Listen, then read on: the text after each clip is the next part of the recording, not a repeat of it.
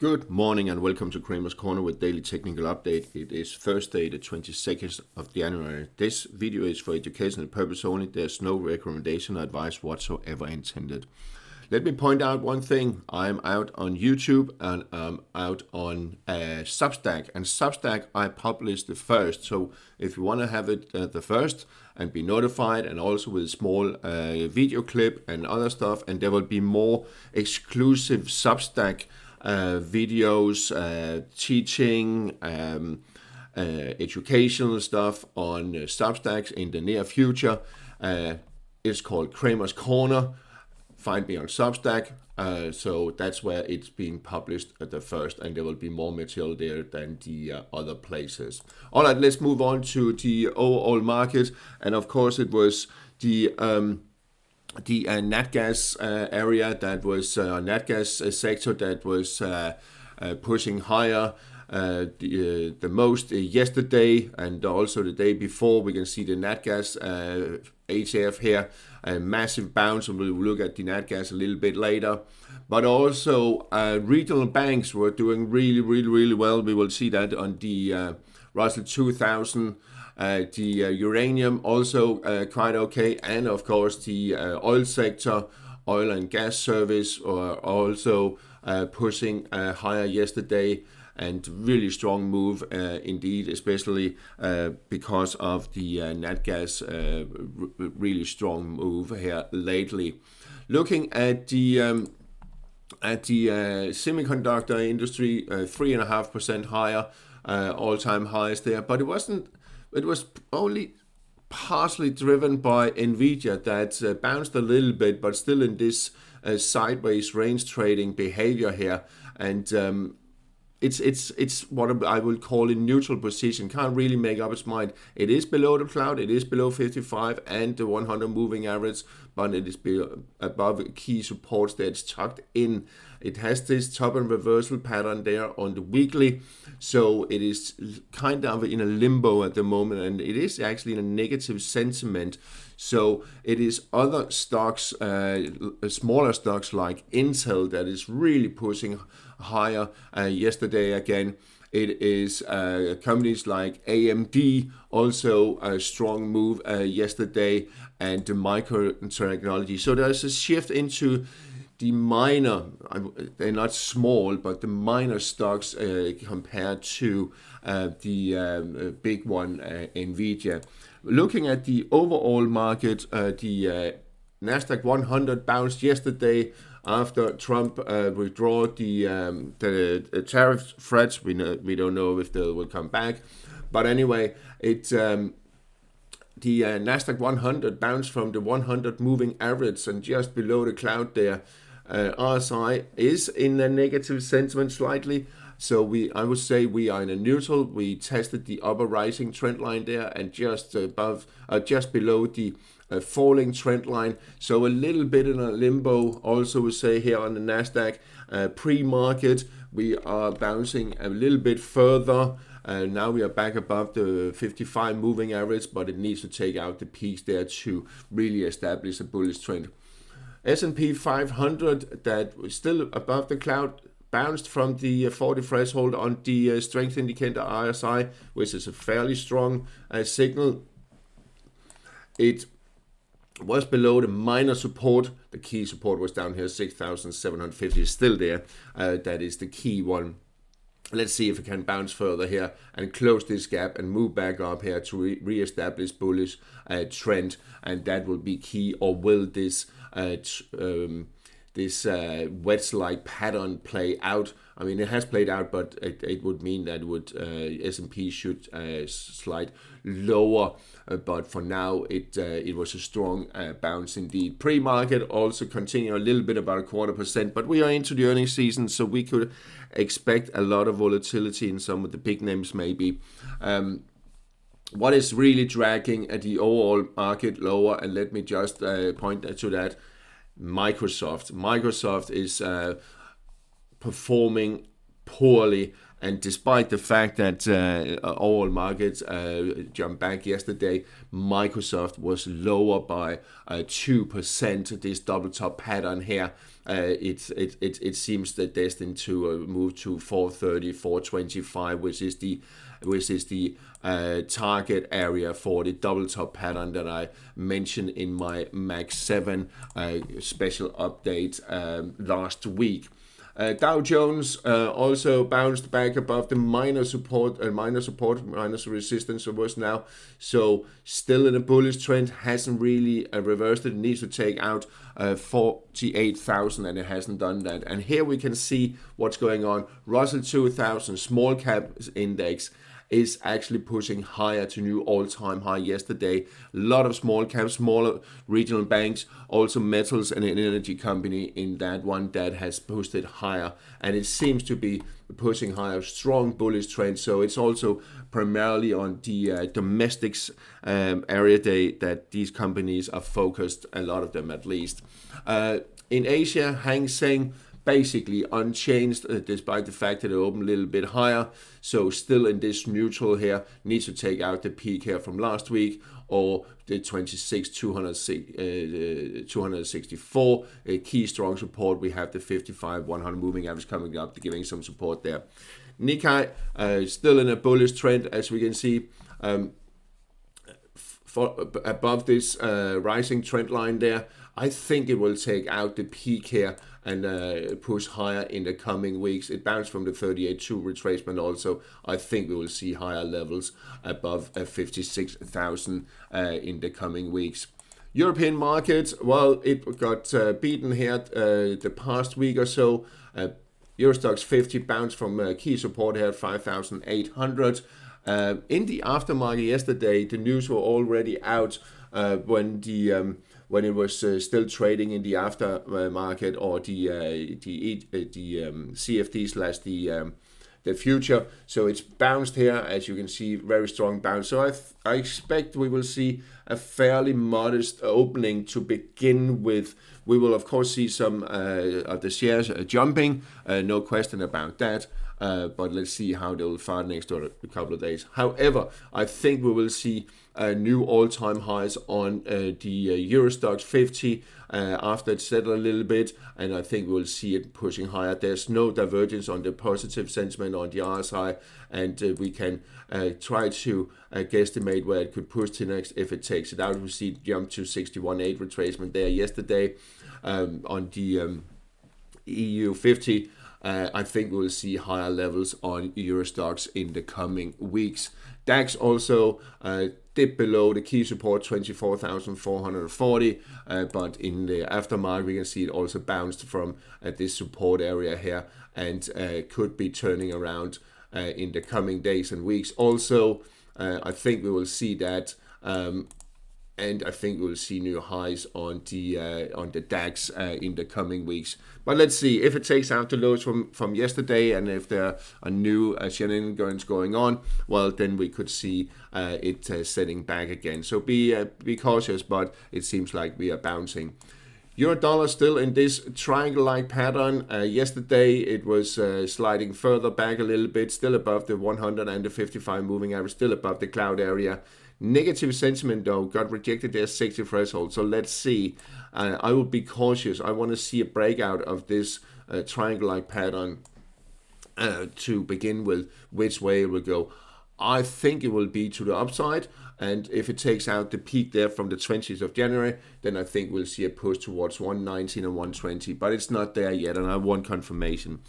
Sterling dollar, same picture, sideways range trading 135 and 130 285. Euro sterling spiked a little bit higher again yesterday. I was a little bit surprised, I must admit, and sometimes that's how it is.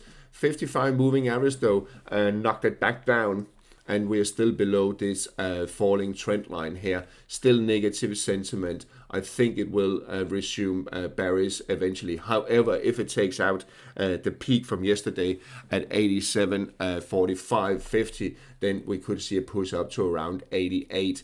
But I think it will be a little bit of a struggle. But we can see the 200 moving average coming up there, so it's kind of locked in between the moving averages here for the near future. So let's see what's happening, what's playing out, which direction it will break. Dollar yen is I would say most boring of the yen pairs, but nevertheless still bullish trend intact, trying to push higher this morning. If it takes out the peak there at 159.45, then we are looking at plus 160, 161 up here in this area. RSI still positive sentiment indicating likely higher levels. Euro yen taking out the peak there, I think we will see it pushing towards 187.5 and 188 here in the coming weeks also. Aussie yen, strong move here yesterday, and let's have a look at the weekly. It's pushing towards the 2004 peak there, just above 109. We're getting very close to, and that seems where we're going. Positive sentiment on the RSI on the weekly. No divergence, indicating likely higher levels. And here on the daily, you can see it broken above its falling trend line. If it stays above today, well, then it will further support upside for Aussie yen. Sterling yen, a strong bounce back to the 786 retracement there on the daily chart. Still positive sentiment on the RSI. And the RSI value here is actually rising, so it's indicating higher levels of sterling yen, and I think it will push higher here in the coming days. So these 215.80, 216, and 217 area here could be reached within the next couple of weeks. I think it will, if it can push above and take out that, and it's very close to anyway, 213.5, and I think it will do it. Key support area down here around 210. Aussie dollar also higher. We talked about it past week that it was just a correction phase and it would resume uptrend. RSI back above the falling trend line, cancelling divergence, indicating higher levels, 68.20, very close to that. I think we're looking at 68, 69 in the coming days and weeks. With strong bullish move here also on the weekly. We can see 55 turning around, the 100 turning around. I think we are set on levels towards 69 and a half in the coming weeks. Dollar Canada, and let's just excuse me, resize it a little bit there, or just the dip yesterday to the 50% retracement of this uptrend there. Still positive sentiment, but I think it will be to the downside. You can see the 55 moving average coming down there. We are below the 100, the 200 that is basically flat. 100 turning around. We are below the cloud. I wouldn't be surprised if it's sliding lower, especially if it takes out the lows from yesterday, Wednesday at 137.80. Well, then it is on its way to 137 here. It needs to take out the peak there at 139.30 to really re-establish that bullish trend. Sterling Canada still doing its shenanigans, a lot of volatility, but it is tucked in between the 185 and 187. Euro Swiss, also a lot of noise, opened lower yesterday and then bounced strongly, only to be rejected at the 100 and the 55 moving averages that are both declining, and the 200 slowly turning around too. I think again we will have a pressure to the downside. However, I would wait for a break below the lows from yesterday. I think we'll still see Euro Swiss lower, and we can also see here on the weekly it is still in a bearish trend. It's just pausing quite a bit. Dollar Swiss also bounced just above the 786 retracement, but rejected here at 79.55. That was the previous support. Now a bit of resistance spiking above. Will it be rejected? We are below all moving averages and they are all declining. We are below the cloud, still slightly positive sentiment, but I think we will see it pushing lower. No, it actually closed below it, but just marginally. So let's see. I think we will see dollar Swiss also pushing lower here. If it takes out the lows from the past few days, then I think this 78.25 area will be challenged and broken. Dollar index, also a lot of volatility. It spiked to the 61.8, retracement, then back up here, just around the 200 and 100 moving average. But I think we will see it pushing lower. And if it takes out the lows there from Wednesday, then I think it also will take out the 97.89 support here and push lower. Still positive sentiment on the RSI, so there's still, if you are for bullish dollar index, well, there's still a little bit of hope it will take out 99.30 and push higher, but I'm not so convinced. I think we will see it sliding lower, but again, I need confirmation, and the confirmation is take out the lows there. On the gold's pushed to new all-time high yesterday, just below 4,900. It has its eyes on 5,000. I think it will reach it. It will be a big story, but as we can see, it has reached 200% of this larger correction there. That was this triangle-like pattern, and it reached 200% of this correction there. So we are quite stressed. There is divergence. As you can see, this value here is lower than here, and it's also lower than over here. So let's draw a trend line really and see. Oops, let's do that again.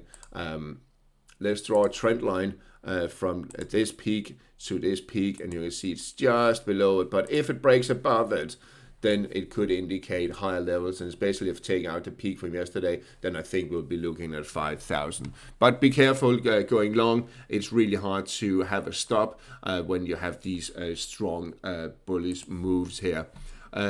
Silver, on the other hand, if it will come out, maybe it's a little bit annoyed it didn't perform yesterday. Actually, you can see here, weekly, massive move. I mean, it tripled like in 6 months or so. Really strong move indeed. Here on the daily, spiked just above, almost up to 96. I still believe we will see 100, but as you can see here, the RSI declining. So really stretched, and maybe won't get there. And we have this top and reversal, actually, bullish trend, a bullish candle, and a doji, and then a bearish one. Let's have a look at on the future, where the picture is not there, and that's what I'm looking for, because there we actually have a closing price, which we don't really have on the spot. So the silver future is not indicating a top. It's just indicating uptrend exhaustion. I think we will see it still pushing higher towards them. I wouldn't be surprised to see it hitting 100, 104.5-ish. It's not a promise, and there's no certainties, and it's not an advice. We had platinum couldn't hold up, but got a new higher level here yesterday in a bullish trend. Now there's divergence. You can see these values here higher than here, so it's not really supporting it, but for now still elevated, and I think it will push higher in the coming weeks towards 27.50, maybe 28.50. But again, be careful. It is a lot of volatility. I would not trade it. It's really a lot of feelings, emotions going into that. Copper setting back a little bit again, hasn't bounced, and 569 support, minor support. There's stronger support down here around 553. So let's see. You can see the RSI values here declined on the last leg up. So we are in for a correction, but the overall trend, bullish trend, I think we'll see copper higher. Crude oil, WTI crude oil, bounced from the support we talked about yesterday, hovering around this 60.5 area. Positive sentiment indicating we could see higher levels, and the key resistance area is the 200 moving average coming down there, as we can see, and the 62.60. That is really key. If it takes out that, well, then there's room up to around 65, 66 up here. The Brent Crude oil future, more or less the same picture. It's above the cloud, positive sentiment. We are in a slightly bullish trend, counter trend, but key resistance here at 66.80 area.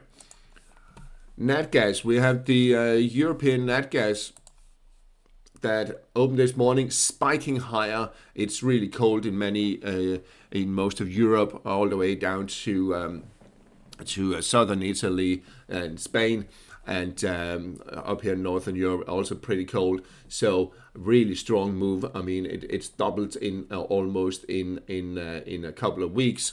And resistance here around 42.60 area comes back from these peaks here. So we touched them just about 42.44, and here we were just below 42. So really strong move on nat gas, and could push higher if it takes out the 42.5 area.